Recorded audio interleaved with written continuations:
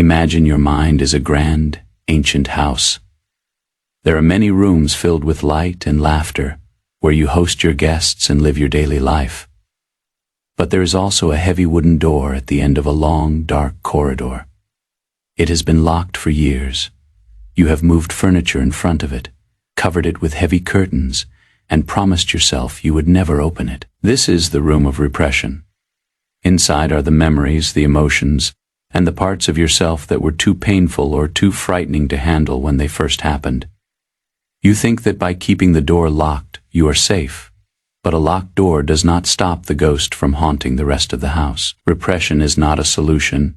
It is a slow-acting poison that leaks into your joy, your health, and your relationships. To the shadow explorer, the journey into this room is the most courageous act a human can perform.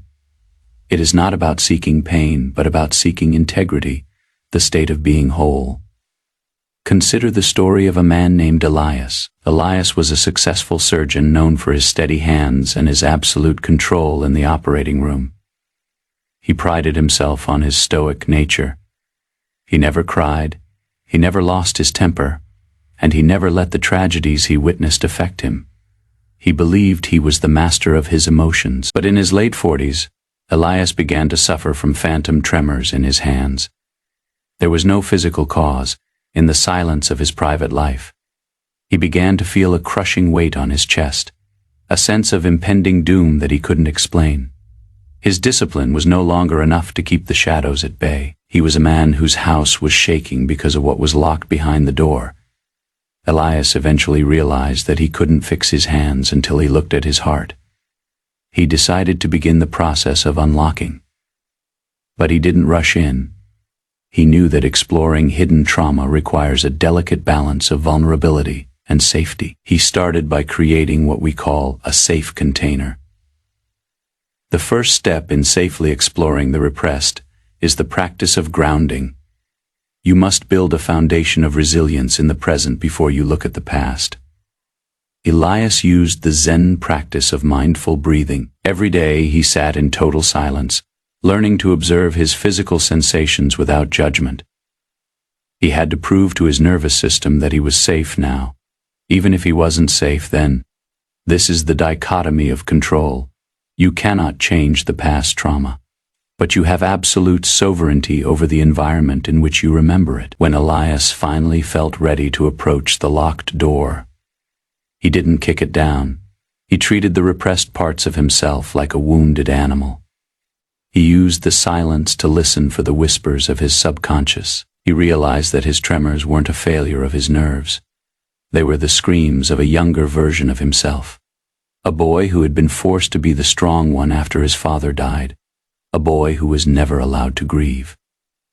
The tremors were the ghost of that boy trying to get his attention. By repressing his grief to become a surgeon, Elias had accidentally repressed his own humanity. Unlocking the trauma was an act of alchemy. He had to take the cold, hard lead of his suppressed pain and turn it into the gold of self-compassion. He allowed himself to cry for the first time in 30 years. He stopped the facade of the invincible doctor and became a human being. This is the epiphany of the shadow explorer.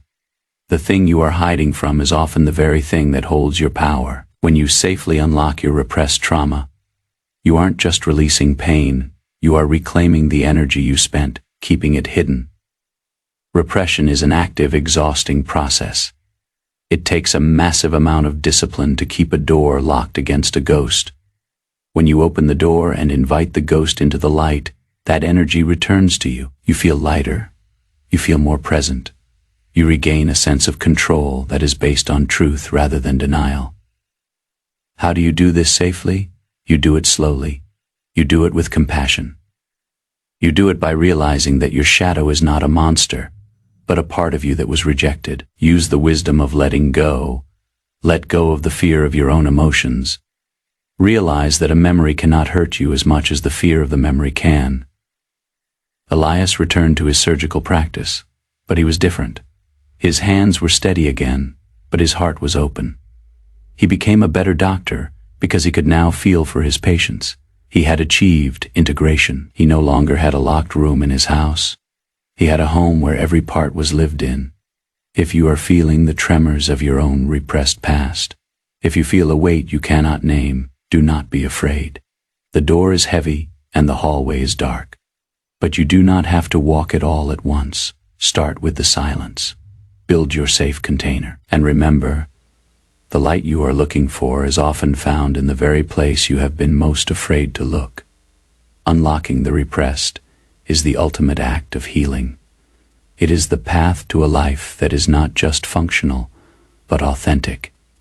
Your history is not a prison, it is a map. And when you have the courage to read the whole map, the shadows and the light, you finally become the master of your own journey.